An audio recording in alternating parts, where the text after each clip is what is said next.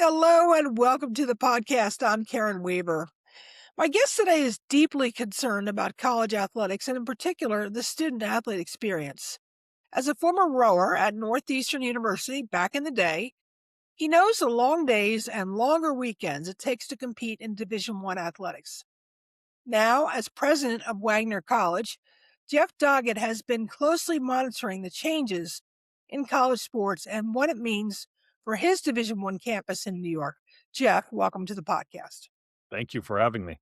I'm thrilled to have you. So let me just start with one question. Where does Wagner sit in the pecking order of things, just so my audience understands, in the Division I New World Order? Sure. So Wagner College is part of the Northeast Conference, proudly, a great conference that's up in obviously the Northeast part of the country. We are a automatic qualifying conference for March Madness. Wagner participated in March Madness 2 years ago. Long Island University's in the brackets this year. We are what I'll call sort of on the lower end of the Division I spectrum. If you assume the top four conferences are at one end of the spectrum, where we're on the other side happily and competing with institutions like Long Island and Farley Dickinson. Okay. You have about 20 teams at Wagner, is that right? Yeah, it's a little bit over that, but yes, it's Okay. a All right. big group. Okay. All right. So it's a big group. It's a big campus. When you observe their undergraduate athletic experience today, how similar and how different is it from what you used as a rower at Northeastern? Yeah, so I rode crew at Northeastern back in the early 90s. Obviously, there was no comparison in terms of NIL and transfer portals and things of that nature. Rowing slightly different because it's not one of those mainstream sports like basketball or football. But I would say that the big difference for me is watching a portion of my campus get heavily involved or excited about NIL, transfer portals, things like that. And then there's another part of the athletic experience on the campus with sports. They don't pay attention to really any of that at all. Or if they do, it's more at an individual basis. There's nobody that's coming to the institution that it's expecting to leap from this institution to, say, a Big Ten school and suddenly making a seven-figure Mhm. NIL deal. We've got really great student athletes, and they're happy to be here. So I imagine that your coaches are probably confounded by this recruiting situation. The ability to recruit and retain and potentially even graduate their athletes is in serious jeopardy because of all the allure of what a move up might bring to a potential athlete. At least that's what they hear. That's what they see in media, social media, perhaps from their family, perhaps from their circle of friends. You should keep looking. You shouldn't just settle for this. How do you talk to your coaches about? Yeah, it's interesting because from my perspective, I try to keep the noise away, right? I don't actually have, as a president, active conversations about NIL and transfer portals with my coaches. And I'm going to put aside football and basketball for a second because those are just fundamentally different everywhere. For most of my coaches, what they care about is a full student experience, both the academic side and what it's like to just be a student athlete at Wagner. And I think we do a really good job of explaining what we provide in a more holistic approach. And I would say there are many, and we know them, right? They're in the press often. So the top tier Division I basketball coaches who have left because they didn't have an opportunity anymore to be part of a growth experience for a student athlete over a 3 or 4 year period of time. My goal at Wagner is to make sure that that experience is held as long as possible. And if that means accepting that we're not going to get the greatest recruit because we're going to be focused on a team approach and a student development approach over a longer period of time, then I'm okay with that. Right? Mhm. I would never hold a coach accountable for wins and losses if what they're really achieving is bringing in really good students who want to be athletes and part of our community and want to grow here over a long period of time. That's not the message that every coach gets That's in right. in college sports today for obvious reasons. Yeah. I think from my perspective, I try to hold on to what college sports has been about, but I have a better opportunity to do that. And where I sit in Division One as an institution and as a president, Wagner College is a great opportunity for student athletes, but student athletes who want to be here, right, for the full 4 years. And that's our brain. A lot of sense, and I appreciate you sharing that. I assume that your athletic director sits on your executive cabinet. Is that correct? We're in the midst of a search at the moment, but Right. has been historically, yes. Okay. Okay. How do you approach him or her about how he or she should look at the value of the department and the personnel that he hires or she hires in this environment? What kinds of things do you want to hear them looking for if they're hiring or retaining a coach? Yeah, I think first and foremost is I'm a massive believer in a simple philosophy of we care. I want our students to feel like there are people who are looking out for them and helping them. Coaching is a tough business, so I want the coaches to feel like they're supported. And there are times where, in the course of Wagner's recent history, we've had to take a step back and take a deep breath and say, what are we really trying to do here? What are our true priorities? Mhm. Because we all can get caught up in the noise of, a student's going to leave and what happens if 5 people leave or what happens if 10 people leave, right? I think our basketball team last year had only one returning player. Wow. And so I think for us, I just keep coming back to let the storm go. I will judge us on how we react to it. I don't want to pretend it doesn't exist, but at the end of the day, we're here to teach students, both in the classroom and out of the classroom. And if that means we end up with a student who's amazing on a stage and goes off to Broadway, that's great. And if that means we have a great point guard and they end up going off and playing in the NBA, that's also great. If that means a short step between us and the NBA is another institution, I'm actually okay with that. Okay. As long as those students feel like they've been here and got something out of the experience at Wagner College, then okay, like I accept that's where we sit and that's what we try to embed into the organization. And I think for the most part, our coaches are actually really good about that. Right. There are times where all get nervous end of a season, that type of thing. But for the most part, a lot of our coaches have been around for on this campus for a long time. We have great longevity. But I do think it comes with setting priorities. What are the sports for which we know we're going to be judged by success on wins and losses? And what do we know when we're going to be judged by success on graduation rates or the growth of a human being in the time that we're able to work? So let's answer that question. What are the sports that depend on wins and losses? And then how do you fold those into the rest of your philosophy? Yeah, so at our conference, and I'm gonna do it by conference, we're a basketball conference first and foremost.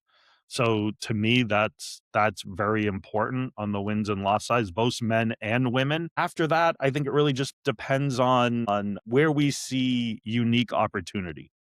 Lacrosse is important to us, football is important to us. Baseball and softball are important to us. We have an amazing water polo program. So you could start to see, is Wagner going to get 50,000 more applications because the water polo team won a conference championship? Probably not.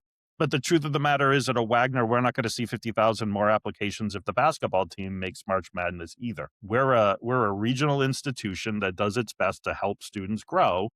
And I think it's more about what the coaches are able to do and what their brand is than it is the institution as a whole. And so we want to make sure that our coaches are focused on that. But to answer your question, basketball will obviously play the most critical role, both men's and women. That makes sense.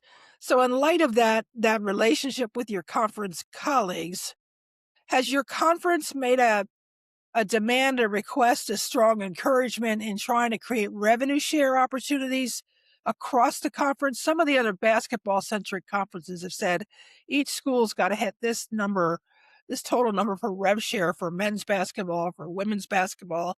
Have you had those conversations? It's interesting, Karen. I think that I'm just going to take a step back here for a second because I think for your listeners, it's important to know because we always end up reading these stories about what I'll call the top 3 or 4 conferences. Yeah. All those stories and you know some of those people, and I know some of those people. They're always perceived to be more cutthroat than they really are. They're always perceived to be totally focused on the wins and losses more than they really are. And yet they live in that world, and that's just a reality.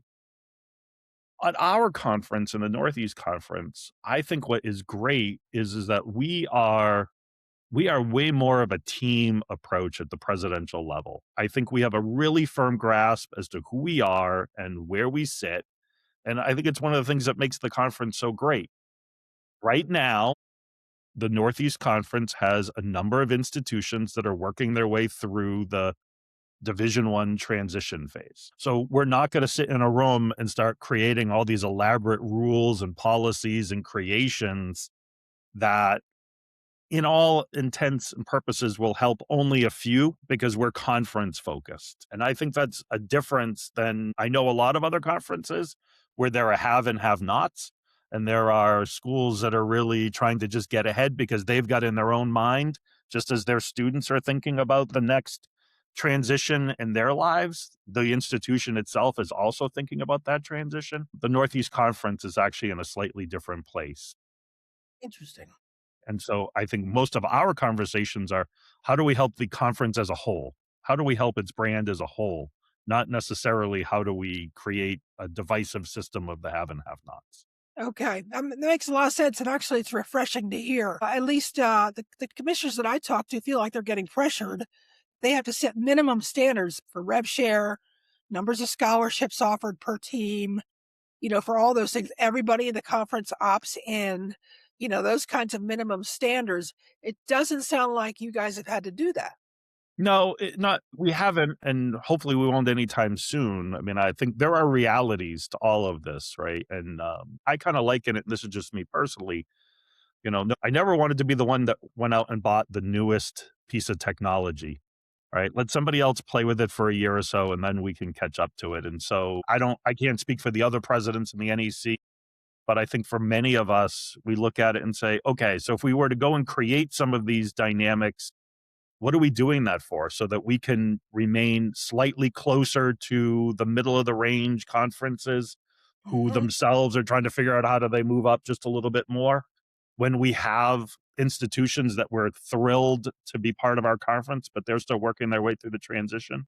Right. It just doesn't make much sense for us.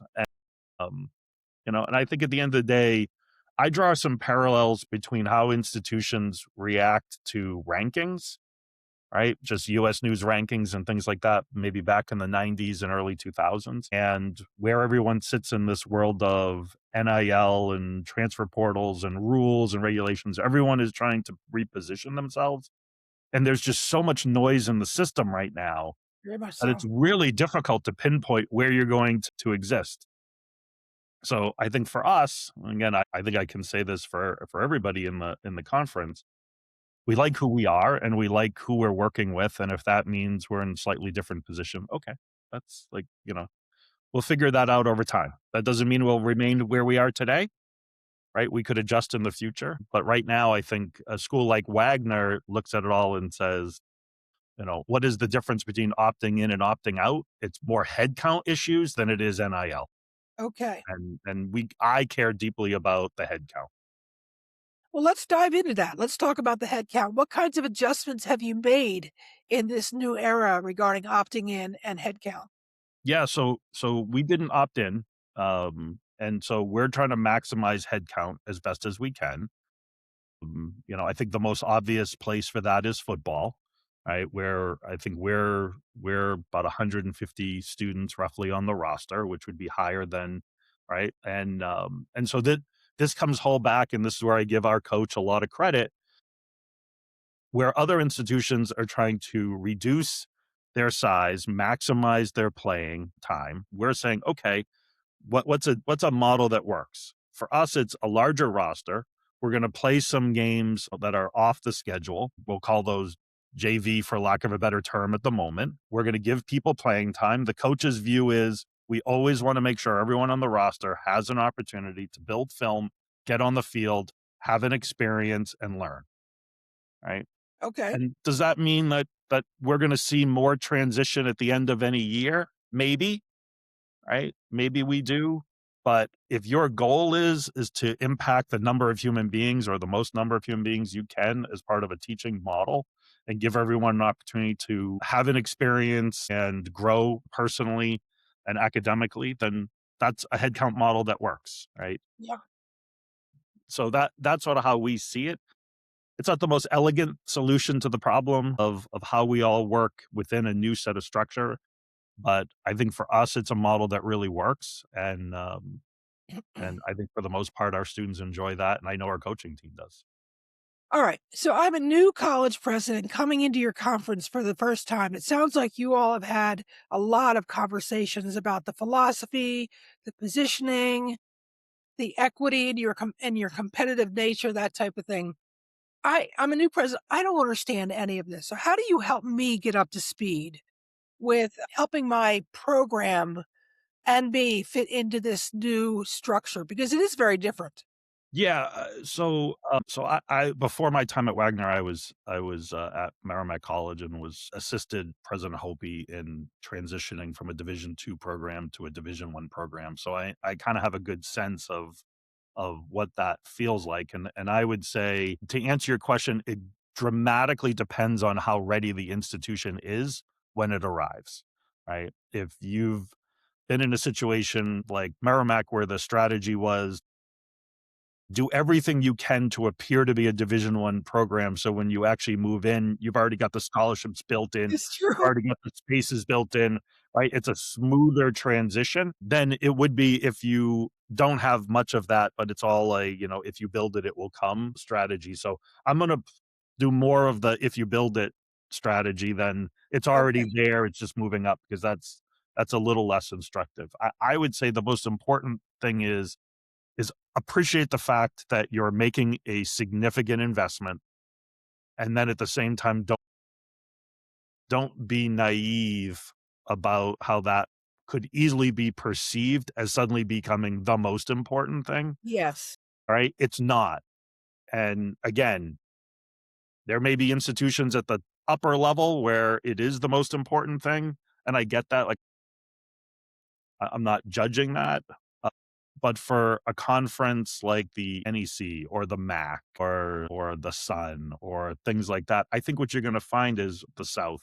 I think you'll find that there is a better balance, and that's probably more surprising to presidents coming into Division I than not. I think the second thing is we're all feeling our way through it. Yeah, for sure. I don't have an opportunity to talk to chancellors and presidents of institutions at that highest level, and they themselves are feeling their way through it.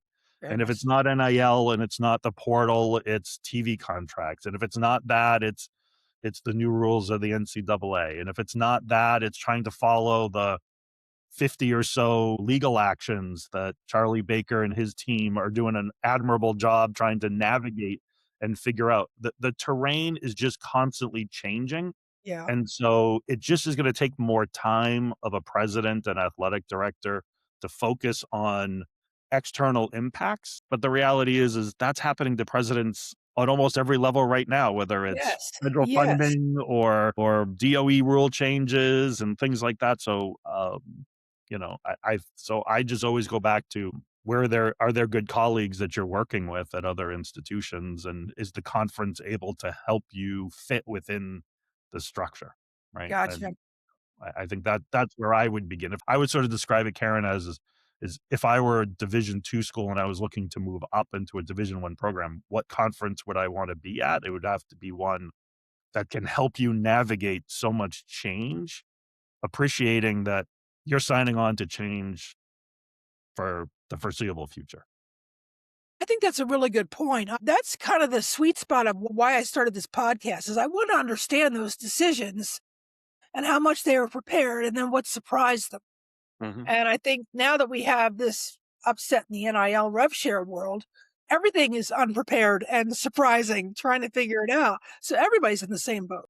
Yeah, I think at the end of the day, and I said this when we were all together at the University of Penn last fall, we had for decades a system where athletes were given an opportunity to go to college. For some, it was an access opportunity, Yes. but had an opportunity to go to college and grow. grow towards whatever I'll use profession for lack of a better term, but they became more professional. They became leaders. They understood how to work in teams and all those life skills that are part of being a student athlete at the college level. They had an opportunity to play a sport they dearly love. They had an opportunity to learn time management. They had an opportunity to become an academic, and they had a coach, if that coach was a good coach, who invested in them and their growth as a human being, right? That was the model. All this disruption has challenged that for some institutions and That's some right. sports. It has not challenged it for all institutions and all sports. And so you just have to come to a grips with, do you feel comfortable in one of those models or not? Wagner, if we feel more comfortable in a place where we are still holding on to some of that older model, we're adjusting as we have to, but we're not abandoning it. And what I said in October was, and I believe this, is I think over time, we're all going to get back to that model. It's not gonna feel exactly the same, but its goals are gonna come back to the same. And when you Yeah. listen to folks like Nick Saban, you can hear the lament of how do we get back to that? We all recognize it'll be different, but you have to wanna be surrounded by institutions that wanna get back to that. Yeah. And as a president, you wanna be able to appreciate that's the flag you're putting on the mountain. Right. Right. All right. So that leads me to the other two groups that you have to message with, communicate with, and try to remain on the same page. And that's your trustees and your faculty. Mhm. So, how do you take this language, this vision, and help them understand we sit right here and this is why? Yeah, yeah. It's a great question. I would say, Karen, and, this is Wagner centric, it's a little unique, right? 40% of the entire undergraduate student body is a Division I athlete at Wagner, right? So, this is not a circumstance or a campus where you could just isolate a small number of athletes. It just doesn't work that way, it's too large. It does have its other impacts on the other side, right? Scheduling for academic courses and the difficulties that faculty feel. Where this comes together for our campus is when I first arrived 2 years ago, one of the first questions I had was about the schedule, and what I heard from some of the faculty leadership is, to be honest with you, we'd kind of prefer the college to spend a little bit more money on fields so that more student athletes could be practicing all at the same time, so we would have more control within our structure. Wow. In some way, I mean, it's refreshing. In some way, I would argue that's no different than a model for an institution that's heavily commuter, right? You wanna, if you got 50 or 60% of your student body that are zipping in and zipping out because they have part-time jobs Yeah. elsewhere, it's a similar feel to that. So I think from that perspective, you really have at this institution an understanding of how important athletics is in Hmm. terms of recruiting and retaining students. But again, that's a mindset that comes with believing in that model of we're all working together to better a student, right? Whether they're on the tennis team or they're in theater or they're a nursing student, doesn't matter. We're all trying to work together. And that's the message I give to the board all the time. Okay. Yes. Would it be amazing if we could be 32 and 0 and be a top seed in March Madness? Yes. There's no question about it. As a president, it would certainly help brand. It would probably help fundraising. It would help all of that. But I'm not sure that if we were to take all of our resources and put it into one bucket, I don't know if that would really help fit who Wagner is. Hmm. Hmm. And I don't know if it would help us attract more students across the entire institution. Do you have some members on your board that are more passionate about athletics than others? Yes. I think that that's true. I mean, that's a pretty norm, I think, for any good board, right? I mean, because you want diversity. You want some that care about finance and some that care about brand and some that care about partnerships and Right. some that care about governance and some will care about athletics. But we don't have anyone who's blinded by athletics, right? I think that this board at Wagner's got a pretty good understanding and appreciation of where we all fit within the pantheon of Division I athletics and how important it is to our community. Several of the presidents I have talked to have said that it took them a while to bring their board along with whatever their future looked like in this new era. For St. Francis in Pennsylvania, it took 2+ years of discussions. For others, the board was cognizant, paying attention. They could see the train going down the track, and they weren't too surprised when revenue share began. Where would you place your board in that sequence? Yeah, I wasn't here for the That's right. birth Yeah. of that, so I would just say this. Our board is pretty knowledgeable about the wide array of disruptions that are going on in higher ed. Yeah. And going back to your earlier question, I'm a new president and I'm coming into this. What would I be focused on?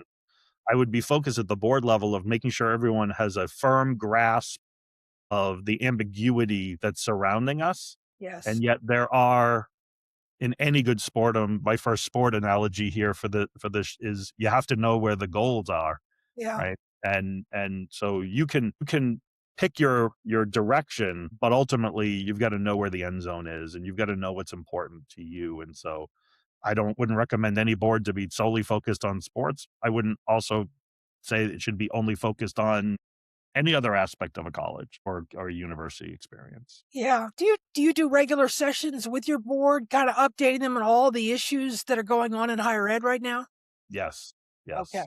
Yeah, Okay. we're a very transparent institution in that regard, and I think this is one of the areas that higher ed has has suffered this sort of brand of being elite, right? And we sometimes we deserve it, right? Because we talk about elite institutions educationally, we talk about elite institutions athletically, Yes. and the reality is that the vast majority of colleges and universities and students aren't part of either of those and have no interest in either of those. That's right. And so I think, at least in my tenure, we've done a lot to bring a lot of voices to the table and understand both what it at the board level, at the faculty level, at the administrative level. Because I think transparency is critical to understanding where we are, and I think it helps people appreciate just how amorphous all of this is at the moment. Yeah, it really is. It's a difficult time for everybody. All right. So, my last question. You're a former student athlete. You've been around athletics most of your life. What still surprised you about the role of a president within today's athletics ecosphere? I think, as you had mentioned, I rode for a couple of years at Northeastern, and that was at a time where we knew as athletes a lot about what made your engine work.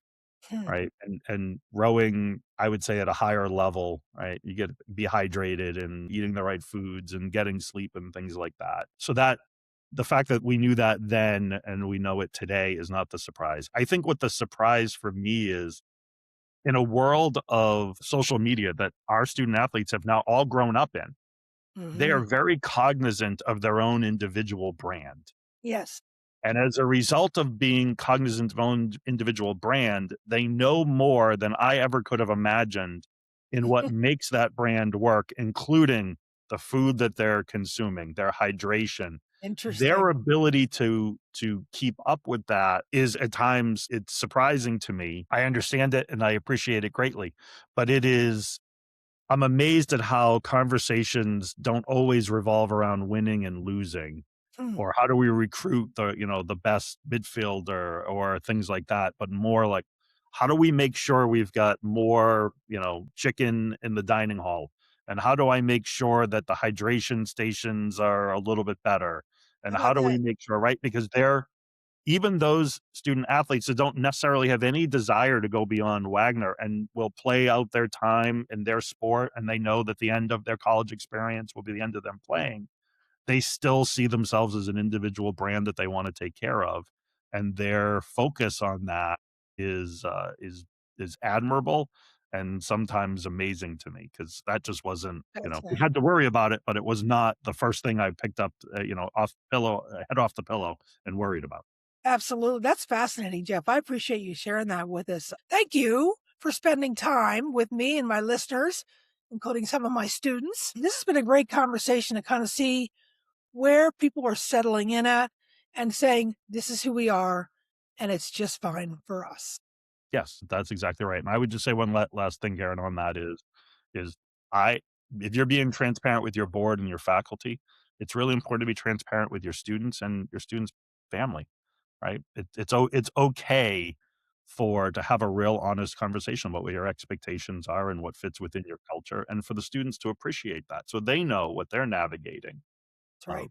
right? And I think more and more students are more confused. Right? I mean, they're 18-year-olds, and you were 18 and I was 18, and I didn't Yes. know what I was navigating. That was a much simpler time than what they're navigating, and I think that institutions are afraid sometimes to have open dialogue and to allow students to appreciate that there is an amorphous world around them as well, and I think we need to be doing more of that conversation so they can navigate it. Good advice, my friend. Thank you so much for taking the time. No troubles. Happy Take St. care. Patrick's Day. You too.